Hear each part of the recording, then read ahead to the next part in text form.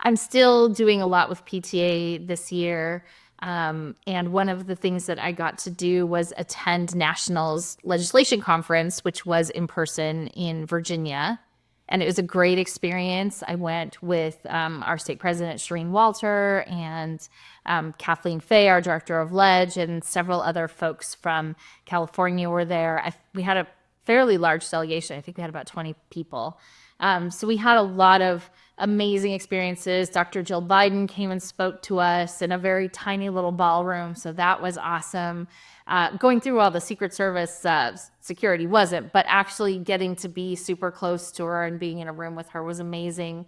We rented a car and did a night tour of the monuments where I only saw one monument because I was the chauffeur and I drove them all around.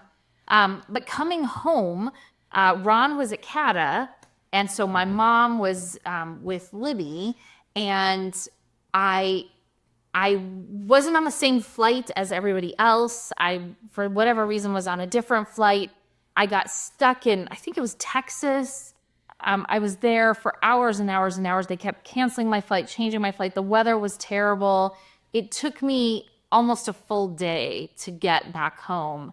And then the next day was band photos, and I was supposed to be helping for the boosters, and I was just exhausted because I don't even think I made it home till like 2 or 3 in the morning. What was worse is you were sick.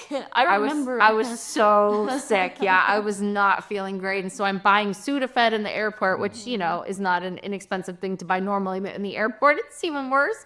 I ran out of tissue, so I had to buy a really expensive thing of tissues. I was just a mess. And all I wanted to do was get home, but I took the long way home. So the song by Supertramp is in honor of coming home from National PTA's legislation conference.